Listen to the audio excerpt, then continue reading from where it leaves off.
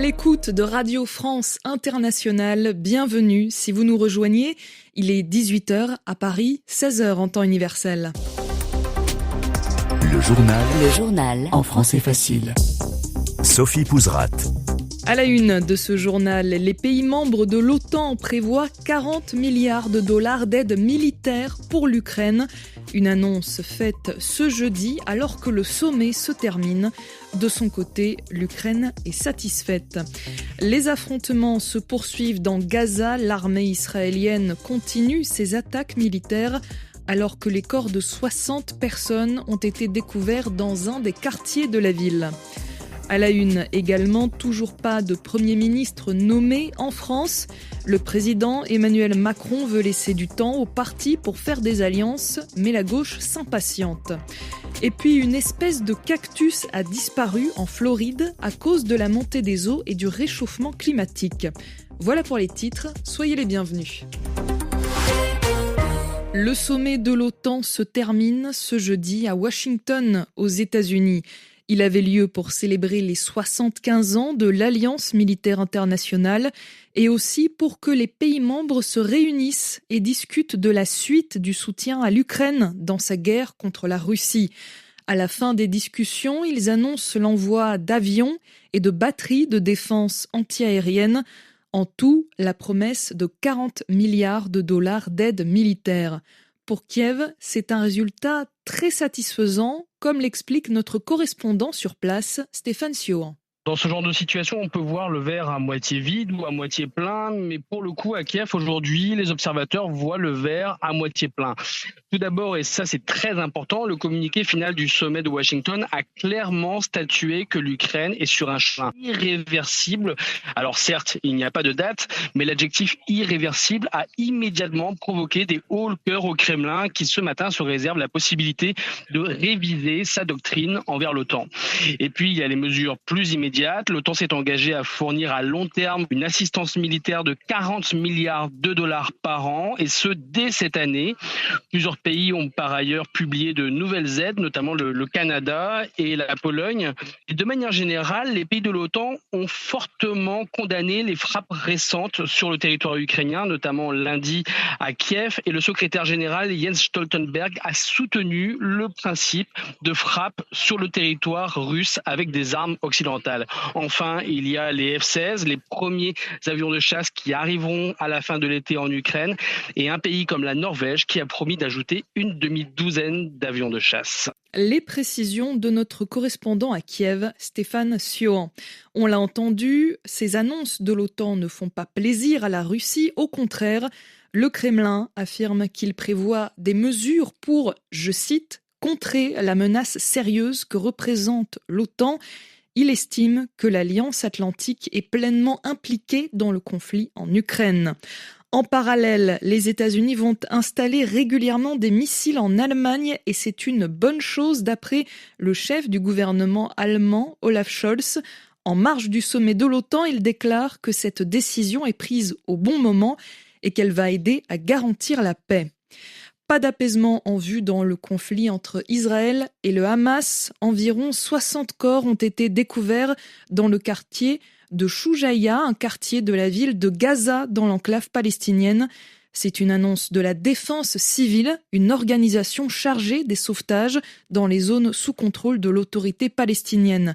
Cette annonce a lieu alors que l'armée israélienne dit être partie de ce quartier mercredi soir, après 2 semaines d'attaques militaires, mais des combats continuent dans le centre de la ville ce jeudi. Et dans ce contexte, plus de 60 médias internationaux demandent à Israël de leur permettre un accès indépendant à la bande de Gaza. Il vient de l'annoncer dans une vidéo postée sur le réseau social Facebook. Le président de l'Algérie, Abdelmadjid Tebboune, dit vouloir briguer un 2e mandat, c'est-à-dire qu'il veut se représenter pour être président à nouveau pour l'élection présidentielle anticipée du 7 septembre. Âgé de 78 ans, il avait été élu à la tête du pays en 2019. Toujours sur le continent africain, au Kenya à présent, 2 semaines après des violentes manifestations contre le gouvernement du pays, le président William Ruto annonce qu'il renvoie quasiment tous ses ministres, c'est-à-dire que tous les membres du gouvernement du Kenya perdent leur poste, sauf le ministre des Affaires étrangères et le vice-président. Une situation politique instable aussi en France. Depuis le résultat des élections législatives de dimanche soir, le président Emmanuel Macron n'a toujours pas nommé de Premier ministre. Je rappelle qu'aucun camp n'a assez de députés élus pour avoir la majorité à l'Assemblée nationale.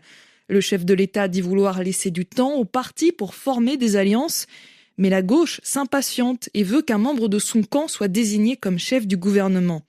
Jean-Louis Bourlanges, ancien député du Mouvement démocrate, un parti qui se situe dans le centre, ne cache pas son agacement face à la situation politique actuelle. Je suis très inquiet car je m'aperçois que des gens qui sont à LR, dans la majorité sortante, au Parti socialiste ou ailleurs, sont même pas prêts actuellement à se réunir autour d'une table pour bâtir un projet. Et là, je dis que le personnel politique, s'il persévère dans cette attitude de bisbille interne, n'est pas à la hauteur du mandat reçu du peuple. Le peuple veut un gouvernement de compromis, un gouvernement de concorde, un gouvernement d'apaisement. Je crois il faut combiner les logiques de la Ve République et ces logiques de concertation et de coalition entre les partis. Jean-Louis Bourlanges, ancien député du Mouvement démocrate à l'Assemblée nationale. Toujours dans l'actualité française, l'ONG Notre Affaire à tous a publié une étude sur l'état des prisons. Sylvie Coffy, bonjour. Bonjour. Pendant 2 ans, cette association a étudié les 188 prisons du pays qui accueillent près de 78 000 détenus et elle parle des risques climatiques et environnementaux. Des cellules de 9 mètres carrés où la température monte à 39 degrés. Les prisonniers enfermés 24 heures sur 24 ont très chaud. Pendant l'été, certains d'entre eux accrochent même du linge mouillé aux barreaux pour tenter de se rafraîchir. La chaleur est l'un des phénomènes les plus répandus. L'hiver, ce n'est pas mieux, il gèle. Aucune prison, même les plus récentes, n'échappe aux risques climatiques.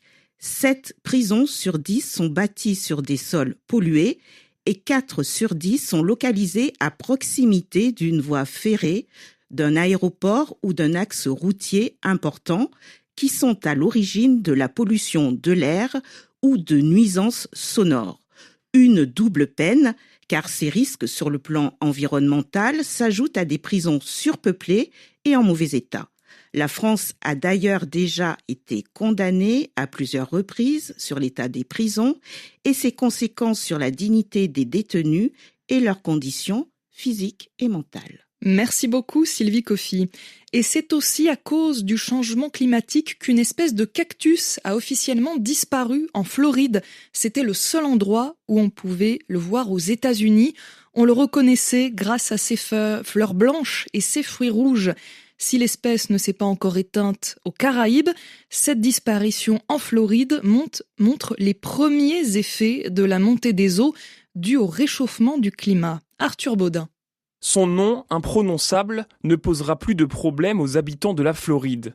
Le Pilososoreus milspogi, un cactus pouvant mesurer jusqu'à 6 mètres de haut, a disparu des États-Unis. Selon une étude publiée dans le journal de l'Institut de recherche botanique du Texas, il s'agit de la première extinction locale liée à la hausse du niveau de la mer. De précédents travaux avaient établi la connexion entre une salinité accrue des sols et la mortalité des cactus. Ces recherches avaient aussi prouvé que des animaux assoiffés mangeaient les cactus qui contiennent des réserves d'eau. Pour Georges Gann, co-auteur de l'étude, cette extinction locale en appelle d'autres. Selon lui, nous sommes en première ligne de la perte de biodiversité. D'après les scientifiques, plus d'une espèce végétale indigène sur 4 de Floride est gravement menacée d'extinction. Des tentatives pour replanter le Pilososoreus milspogi dans la nature sont envisagées. Les environnements propices, eux, se font de plus en plus rares. Les explications d'Arthur Baudin. Et puis un incendie s'est déclaré ce jeudi sur la flèche de la cathédrale de Rouen dans le nord de la France avant d'être rapidement maîtrisé par les pompiers. Ils maintiennent leur surveillance et pour l'instant, on ne connaît pas l'origine du départ de feu. C'est la fin de ce journal. En français facile, rendez-vous pour une prochaine édition, demain à 16h en temps universel.